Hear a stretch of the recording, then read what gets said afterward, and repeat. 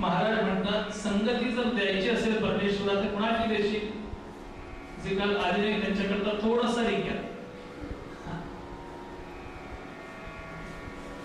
म्हणजे बुवाने एकदम विषय असा काय घेतला असं नको वाटाय.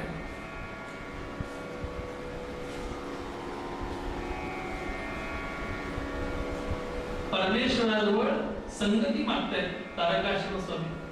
परमेश्वरा तुला जर द्यायचं असेल मला वास्तविक काहीच देऊ नकोस पण जर खरोखर तुला द्यावं असं वाटत असेल तर काय देशील? असा साधू संग घडो मज लागी ज्या पुरुषाच्या दर्शन मात्रे भूती कृतार्थ भागे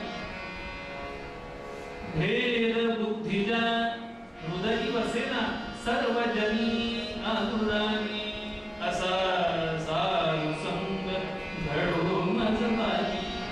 देवा मला असाच संग दे की ज्यामुळे अभागी माणसं सुद्धा ज्यांच्या दर्शनानं कृतार्थ होतील, ज्यांना पाहिल्यानंतर.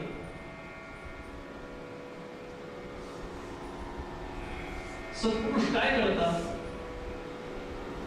कशा करता सत्पुरुषांच्या जवळ जायचं? वसिष्ठ रामाला उपदेश करतात. योग वासिष्ठ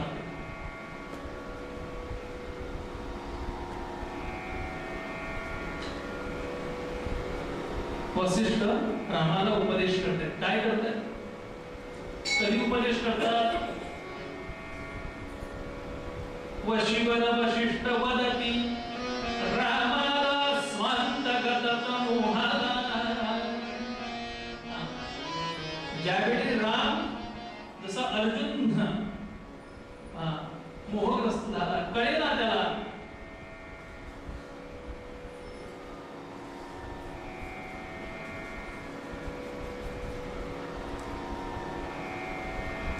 की काय करावं काय करू नये, त्यावेळी भगवंताने त्याला गीता सांगितली. तीच अवस्था रामचंद्रांची झाली. रामाना कळेना हे जग म्हणाले ज्यांच्या करता करायचं काही चांगलं करावं अशी इच्छा आहे पण त्यांना वास्तविक त्याची फिकीरच नाहीये. नकोय त्यांना चांगलं, गरज नाहीये कुणाला त्याची. त्या शिथिंत बसले, उदास बसले. कुणाकरता करायचं म्हणाले हे सगळं?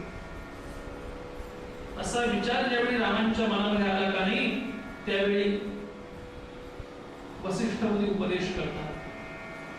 वसिष्ठ शब्दाची व्याख्या का? वसिष्ठ म्हणजे कोण? आमचे शेगावकर काका त्याच्यावरती लिहित आहेत वसिष्ठ म्हणजे काय, जे रघुवीर समर्थ. ते मासिक निघतं त्यामध्ये वसिष्ठापरी ज्ञान योगेश्वराचे 17वा लेख चाललाय. त्यामुळे जास्त मी कशाला बोलतो त्याच्यावरती, बरं ते लिहिताच नाही.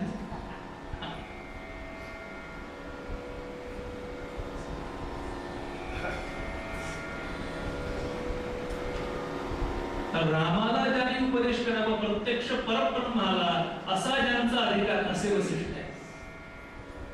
नुसते तसे नाही, ज्यांनी आपली सारी इंद्रिय वश करून घेतले.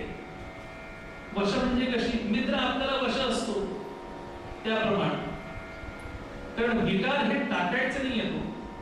पुढे म्हणतं काम टाकून द्या, राग टाकून द्या, लोभ टाकून द्या, आणखीन काय टाकून द्या. हे टाकायचं नाहीच आहे. कारण हे जर टाकले तर सर्वसामान्यांचं नाही कोणाचंच जीवन चालणार नाही. हे सगळे हवेच आहे. काळजीपूर्वक काय कमी बोलतो.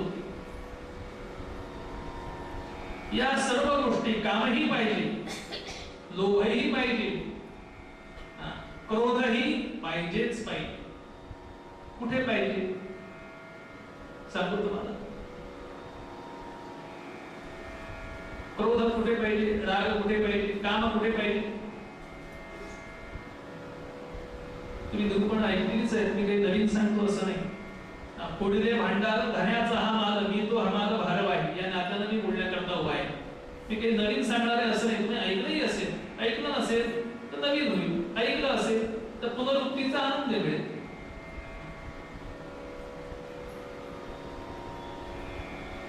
कुठे पाहिजे काम? काम असावा. संत सांगतात कुठे ईश्वर भजनी. नाम घ्यायला सांगितलं की तो काम मनामध्ये निर्माण व्हावा. कशाचा? भगवंताचं नाम घेण्याचा. व अजून नाम घ्यायला का सांगत नाही? ही कामना मनामध्ये जरूर निर्माण व्हावी. काम असावा ईश्वर भजनी. क्रोध असावा इंद्रिय दमनी. राग असावा म्हणाले ही इंद्रिय माझं ऐकत का नाही? इंद्रियांनी कसं ऐकावं? न देखणे, माऊलींच्या शब्दात बोलतो, न देखणे ते दिठीच वाढी. जिकडे पाहायचं नाही ना तिकडे डोळेच नेत नाही. मन नेत नाही, डोळेच सांगतात. मन नंतर जातं. आधी डोळे जातात, मग त्यातून वृत्ती जाते, ती मनापर्यंत येऊन पोहोचते आणि मग मन तिथं जातं. ही क्रिया मी बोलायला जेवढा वेळ लागला का नाही त्याच्यापेक्षा कमी वेळामध्ये, अगदी कमी वेळामध्ये. इतक्या कमी वेळामध्ये मन जाऊन तिथं त्याच्याविषयी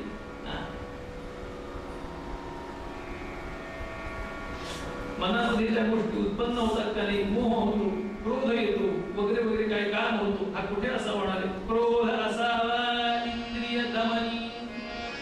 आणि तीर्थ प्रसाद शेष ग्रहणी. लोभ असावा. तीर्थ प्रसाद शेष ग्रहणी. लोभ अपार असावा. जाताना सांगायला लागू नये प्रसाद घेतल्याशिवाय जाऊ नका. तिथं लोभ असावा. विकार हे टाकायचे नाही. वसिष्ठाने असे वश करून घेतलेले हे विकार त्यांना त्या ठिकाणी काय असतं? संतांच्या जवळ विकार नसतात असं नाही, ऋषींजवळ विकार नसतात असं नाही. कसे असतात सांगू का? आमचे अप्पा सांगायचे वरदानंद भारती कसे असतात? दोन चालले होते रस्त्यानं.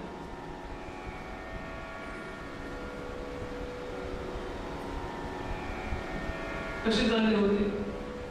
एक थोडा अगोदर गेला, एक नंतर गेला. आईला, आणि मुलगा लहान असा, म्हणजे आपल्या रघुनंदन सारखा असा, आईला विचारतो, आई हे जे चालले ते कोण आहे? त्यांच्या बाजूला कसे पोलीस आहेत. 5-6 पोलिसांचा गराडा आणि हातामध्ये ती साखळी बांधलेली, त्याच्यात बिडी घातलेली आणि चालले घेऊन त्याला. आईने सांगितलं तो चोर आहे आणि हे बाकीचे आहेत ते शिपाई आहेत म्हणाले. त्याला पकडून घेऊन चालले. थोडा वेळ गेला आणि तिकडनं एका मंत्र्याची गाडी आली. आता आईने सांगितलं होतं त्याला की ज्याच्या बाजूला असे पोलीस आहेत, 5-6 पोलिसांचं गड गेलेलं आहे, त्याला घेऊन चालले, तो चोर.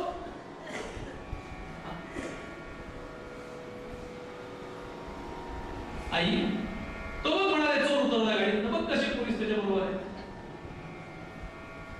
आई म्हणाले, अरे ते चोर नाही, ते मंत्री आहे.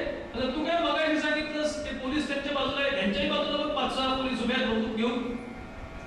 काय आहे म्हणाले सांगू का? आई त्याला सांगते, मगाशी जे दृश्य होतं ना त्याच्यामध्ये पोलिसांची सत्ता त्या चोरावर होती, इथं पोलिसांवर त्याची सत्ता आहे. सहाय्यांची सत्ता ज्यावेळी आमच्यावर असते का नाही, त्यावेळी तो जीवदशेमध्ये असतो आम्ही. पण आमची सत्ता ज्यावेळी त्यांच्यावरती चालते ना त्यावेळी आम्ही सुद्धा वसिष्ठ होतो. आम्ही सुद्धा तसे होतो, आम्ही ऋषी होतो. आम्हाला हे संतपण शोधत येईल. मग संत या शब्दाची साधी व्याख्या सांगू का तुम्हाला? ज्यांना वसंत आणि हेमंत दोन्ही सारखे वाटतात का नाही ते संत. ज्यांनी सहांचा अंत केला ते संत. ह्या सहाना अशा पद्धतीनं त्याने आपल्यावरती स्वार होऊ नाही दिलं, ते त्यांच्यावरती स्वार झाले. सज्जन अशांची संगती हवी असं रामाला वसिष्ठ सांगतात. योग वासिष्ठातला श्लोक आपण समोर ठेवतो मी.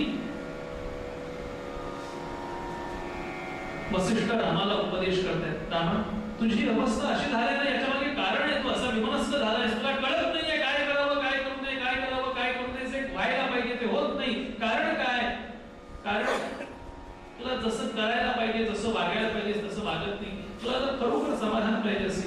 शांती पाहिजे असेल तर काय करशील?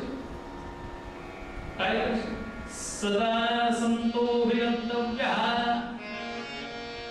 सद्युक्तिपदिशन्तिनः या हि स्वैरकथा स्तेषां उपदेशा भवन्ति ताः। सदा संतो विगंतव्यः,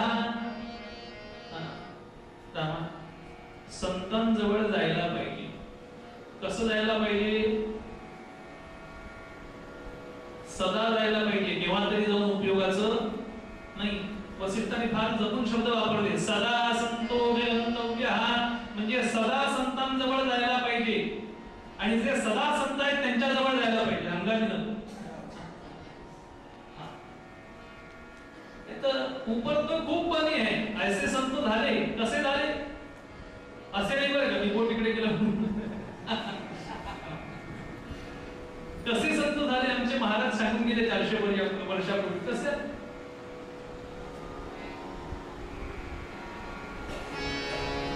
महाराज म्हणाले ऐसे संत झाले कली, ऐसे संत झाले कली, ऐसे संत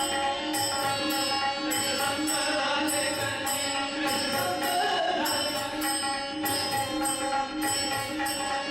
कली,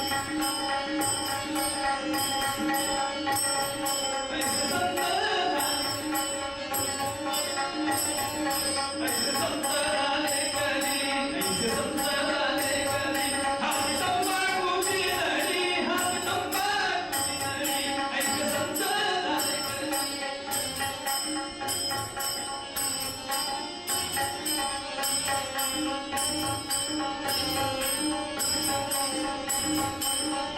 संत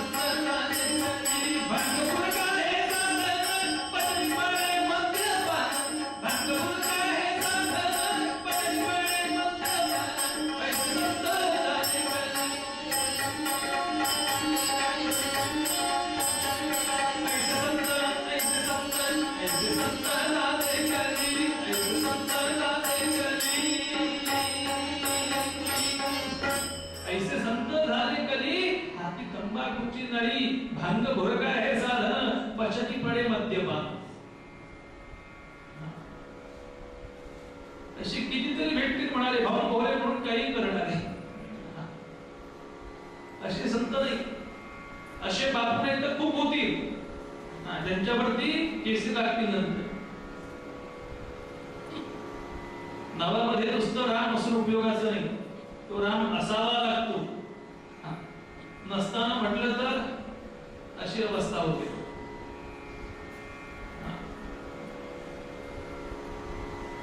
काय साधना, थोडासा विषय माझा इकडे तिकडे होईल आता, ओहाना आला.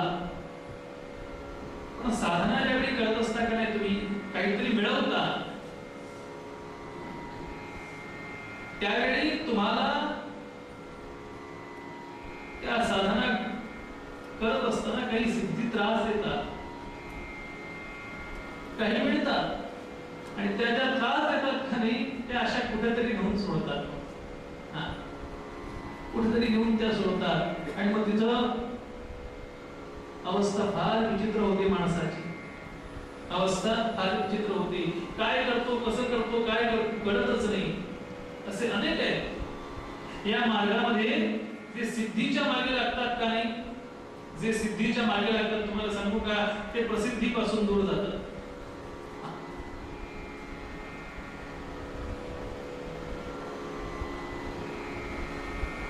अशी ही माणसं, अशी नको म्हणाले. असे संत खूप सापडतील. असे संत नको. भगवंता मला असाच संतांचा सहवास दे की ते सदा संत आहे. आमचे माणगावचे वासुदेवानंद सरस्वती टेंबे स्वामी महाराज ते म्हणाले, काय करा, सर्वांना उपदेश करतात, सदा संतांपाशी जावे, त्यांचे जवळी बैसावे, ते उपदेश न देती परी ऐकाव्या त्या गोष्टी तेची उपदेश होती, तेणे कष्ट नष्ट होती. आणि वासुदेव म्हणे संत संगे करीते पसंत. याच जणू पेंबे स्वामींनी श्लोकाचा अनुवाद या पदामध्ये केलाय त्यांच्या. सदा संतांपाशी जावे, सदा संतोभिगंतव्यः, संदीप्तिपदी शंतिनः. ते काही उपदेश नाही करणार महाराज, पण जे ते काही बोलतील याही स्वैर कथा असतेशाम उपदेशा भवन्तिताः, तेच उपदेश होतील. प्रसंग असा, एकटा माणूस इतका चिडला, वैतागला, म्हणाले या परमेश्वरानं माझं काही चांगलं केलं नाही म्हणाले, काही चांगलं केलं नाही. किती म्हणाले देवदेव करा, काही करा, शेवटी तू दगडाच असले म्हणाले. ऐन तारुण्यामध्ये माझ्या मुलाला ओढून नेलंस आणि म्हणाले मी असाच राहिलो. किती वर्षाचं वय होतं त्याचं, अगदी 20-21 वर्षाचा मुलगा म्हणाले माझा मेला, आणि मी आता म्हातारा जगून करायचं काय देवा, तुला कळत नाही. ह्याला लोकांनी सांगितलं म्हणाले हो तुम्ही काय नोकरी करता ती करा, बाजूची माणसं आहेत, आजूबाजूला बाकी माणसं आहेत त्यांचं काहीतरी करा, त्यांच्याकरता तुम्हाला नाही म्हणाले मी जीव देणार. ठरवतो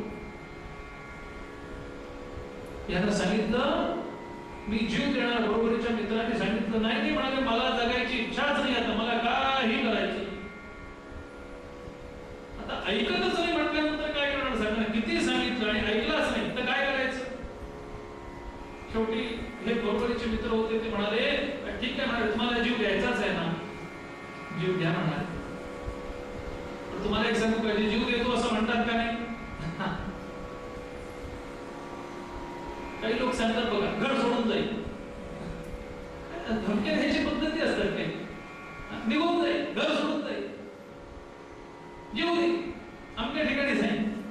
त्यांना सांगा बघ खुशाल जा, संध्याकाळ झाली परत येतात. कोण ठेवून घेणार सांगा असते माणसं, आणि कुठे खावणार त्यांनी पाहिलं. हे बघा तुम्हाला जायचंय ना, जीव द्या, खुशाल द्या म्हणाले. पण एक का तुम्ही जीव द्यायला जिकडे जाणार आहे का नाही, तिथं जाताना वाटेमध्ये म्हणाले एका सत्पुरुषांचा आश्रम आहे त्यांच्या जवळ जा, त्यांचं दर्शन घ्या आणि मग पुढे जा. हा ठीक आहे म्हणाले, तेवढं करीन मी. मग म्हणाले जीव द्या तुम्ही. झालं, हा गेला निघून. 7:20 वाजत आले पुढे पोहोचला आश्रमामध्ये. आश्रमामध्ये गेला आणि यांनी काय केलं पाहिलं, सत्पुरुष बसले काय करत होते. दुपारची वेळ जुन्या काळची अशी रीत होती, आपली पत्रावळ आपण लावायची, आपला तोंड आपण लावायचं आणि मग त्याच्यामध्ये जेवायचं. आयतं ताट ही सिस्टीम नव्हती त्यावेळी. ती ऋषीमुनी मंडळी वगैरे अशी राहायची, ती रोज काहीतरी कंदमुळं फळं अशी आणायची, ती जरा भाजल्यासारखी करायची आणि त्या पत्रावळीवरती घेऊन नैवेद्य दाखवून खायचं, परमेश्वराला अर्पण करून. असा यांचा नित्याचा नियम. तो माणूस आला तिथं बसला, ते पत्रावळ लावली. त्यांनी काय केलं, काहीच केलं नाही. ते बोलले का तिच्याशी, काही बोलले नाही. त्यांनी या म्हटलं नाही, बसा म्हटलं नाही, काहीही बोलले नाही. एक 5-10 मिनिटं झाली बसला, इकडे तिकडे सोडून करायला लागला. काय करायचं म्हणा, आता ते काहीतरी बोल आलो इथपर्यंत, काहीतरी एखादा नमस्कार तरी केला पाहिजे, बसलो पाहिजे, काहीतरी सांगितलं पाहिजे, त्यांनी बोललं पाहिजे आपल्याशी. ते आपल्या कामामध्ये करताय.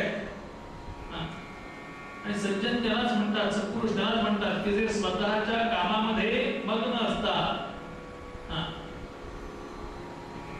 संतांचा स्वभावच आहे तो, स्वतःचं काम करत राहणं, दुसऱ्याच्या कामात ढवळाढवळ करणं हा बुवाचा स्वभाव. संतांचा स्वभाव असा नाही. संतांनी बघितलं, काही बोलले, एकदा फक्त त्याच्याकडे पाहिलं आणि ते आतमध्ये निघून गेले. ते बोलले का काही नाही बोलले, या म्हटलं नाही, बसा म्हटलं नाही. त्यांनी एकदा फक्त पाहिलं त्यांच्याकडं आणि ते आतमध्ये निघून गेले. आणि हा माणूस जो जीव द्यायला जळाला तो घरी आला, आंघोळ केली आणि आनंदानं ऑफिसला गेला. विचारायला लागले, म्हणाले काय झालं आम्ही एवढं तुला सांगितलं, म्हणाले आमचं काही ऐकलं नाहीस, आणि आता म्हणाले तू त्यांनी काय तुला सांगितलं असं विशेष, म्हणाले असं विशेष काय सांगितलं की ज्यामुळे तुझ्यात बदल घडला, काय बोलले ते? आता सगळ्यांना तो नसतो असं काही घडलं, काय बोलले?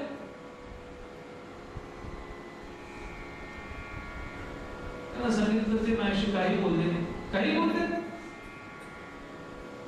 त्यांनी फक्त माझ्याकडे पाहिलं, म्हणाले मी काय सांगतोय, ज्या पुरुषांच्या दर्शन मात्र होती कृतार्थ अभागी, नुसत्या दर्शनानं अभागी माणसं त्याचं भाग्य असं होतं की जीवच द्यायचं ठरवलंच होतं त्यानं काय केलं सांग, तो घरी आला परत, त्यांनी म्हणाले काय काही बोलले नाही, म्हणाले त्यांनी फक्त पाहिलं, आणि त्यांनी माझ्याकडे पाहिल्यानंतर माझ्या जीवनाचा सगळा मागचा पाढा माझ्या समोर वाचला गेला, आपोआप समोर पट तो संपूर्ण गेला, सरकला गेला डोळ्यासमोरून, भूतकाळ माझ्या डोळ्यासमोरून सरकत चालला होता, आणि त्यात मला असं दिसलं या जन्मात नाही म्हणाले, याच्या मागच्या जन्मामध्ये हा माझ्या पोटी जन्माला आलेला होता ना, तो मुलगा कोण होता, म्हणाले माझा वैरी होता,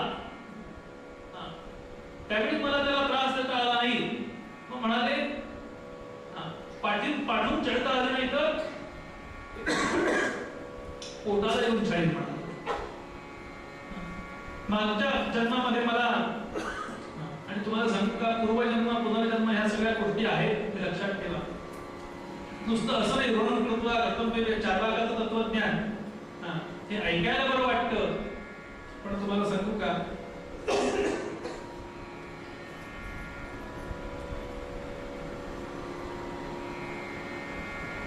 सज्जनो, आम्हाला हे मानायलाच पाहिजे की पुनर्जन्म हा आहेच, गीतेनं भगवंतांनी सांगितलं की का तुमच्याशी बोललो श्वासांचे किरणाने यथावी आहे, त्याप्रमाणे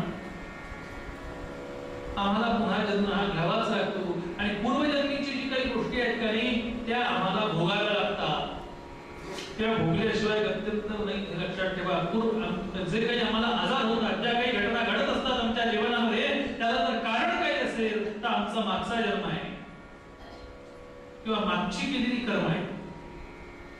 पूर्वजन्मीची पापे समर्थ म्हणाले ती येती रोग रूपे, कुठलाही वैद्य करा न जाती वैद्याचे बापे काही केल्या. शरीरावरती दिसणारे आजार, होणाऱ्या गोष्टी या सगळ्या कशाच्या द्योतक आहे? कशाचं द्योतक आहे? ते पापाचं द्योतक आहे, लक्षात ठेवा. जेव्हा औषध घेऊन सुद्धा आजार बरा होत नाही, नाही तर आजार जर काही ज्ञान झाला असेल तर तो बरा व्हायला पाहिजे, पण औषधानं सुद्धा आजार ज्या ठिकाणी बरा होत नाही का नाही, त्या ठिकाणी म्हणाले काय असतं सांगू का, त्या ठिकाणी त्याचीच इच्छा नसते. लोकांना वाटतं की प्रल्हाद सांगतोय तेव्हा लोकांचं असं म्हणाले आश्चर्य आहे. लोक काय विचार करतात? लोक विचार करतात की औषध घेतलं म्हणजे आजार बरा होतो, औषध घेतलं म्हणजे आजार बरा होतो. पण मी सांगू, लोकांना वाटतं, तीन लोकांचे म्हणाले समज आहेत असे. काय समज आहे? औषध घेतलं म्हणजे आजार बरा होतो. आई वडिलांना वाटतं की आम्ही जन्म दिला, आम्ही मुलांना लहानाचं मोठं करतो, हा दुसरा गैरसमज आहे म्हणाले. आणि परमेश्वरा लोकांच्या मनामध्ये तिसरा असलेला गैरसमज काय माहितीये का? नावेमध्ये बसल्यानंतर माणसं तरुण जातात, हा तिसरा गैरसमज आहे म्हणाले. नावेमध्ये बसल्यानंतर माणसं तरुण जातात, हा तिसरा गैरसमज आहे. नाही म्हणाले औषधाचा रोग बरा होतो का नाही? औषधाचा रोग बरा होतो म्हणाले. होत नाही असं नाही, पण कधी तुम्हाला सांगू का, असं इंजेक्शन आहे, असं इंजेक्शन आहे की ते जाणाऱ्या व्यक्तीला देतात शेवटी. अगदी हार्ट अटॅक येतात, आता काय हार्ट डीप होत चाललं, काहीच आता शिल्लक नाही, त्यावेळी ते इंजेक्शन देतात. त्या इंजेक्शनची किंमत 35-40 हजार रुपये आहे. ते इंजेक्शन टोचतात आणि त्यानंतर मग काय कुठे सही वगैरे काय घ्यायची असेल, काय त्याचं शेवटचं काही स्टेटमेंट घ्यायचं असेल तर त्याच्याकरता त्याचा उपयोग होतो म्हणाले. किंवा जर अगदी समजा आता जर काही असेल, काही पुन्हा वाचणार असेल त्यातून काही एनर्जी मिळून, तो तिथं तो वाचतो. या करता लोकांची इच्छा असते हे सगळं करावं म्हणून, निदान 10 मिनिटं तरी त्याला राहावं म्हणून इच्छा असते. पण तुम्हाला सांगू, ते इंजेक्शन आणलेलं असतं, ते 35,000चं इंजेक्शन आणलेलं असतं. इंजेक्शन सुईमध्ये ह्याच्यामध्ये सिरीज मध्ये भरलेलं असतं. सुई लावलेली असते, सुई अंगात टोचलेली असते, अर्ध इंजेक्शन आत जातं आणि इंजेक्शन आत गेल्यानंतर अर्ध इंजेक्शन आत जाऊन काम करायला लागतं. इंजेक्शनची सिरीज बाहेर येण्याच्या आत हा जीव गेलेला असतो. हा जीव गेलेला असतो. सज्जन, जे औषध काम करतं का? औषध नाही काम करत. नाही, जीव वाचतो काय म्हणाले? वाचतो. किती दिवसानंतर? आजच सांगितलं तुम्ही, लहान मुलगा बाहेर आला, किती दिवसानंतर आला? कुठला आला? पेपरला. भीमा शंकरच्या जवळ झालेला घटना तुम्ही वाचली, पेपरला आली आहे. मला इथे काही पेपर कळतच नाही कुठे काही.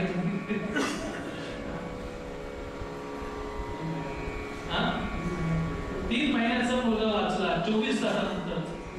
कुणाची?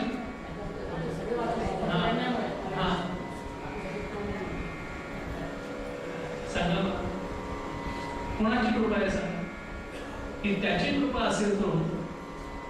प्रल्हाद सांगतो, देवा तुझी औषध काम करतं कधी? त्या औषधाच्या मागे तुझी कृपा असावी लागते रे, तर औषध काम करतं रे, औषध नाही काम करत. दुसरा, आई वडिलांना वाटतं आम्ही मुलांचं पालन करतो, आम्ही त्यांना पोसतो, आम्ही त्यांना शिकवतो आणि ती मोठी होतात. असं नाही होत रे, ती मोठी होतात. कशामुळे? ज्यांना आई वडील नाही त्यांची मुलं, ती मुलं काय मोठी होत नाही, ती काही शिकत नाही, ती शिकतात ना. आणि तिसरा गैरसमज असतो लोकांचा, म्हणाले तो फार मोठा आहे, म्हणाले नावेमध्ये बसल्यानंतर आम्ही पहिल्या तीराला पोचूच. पोचता येतं?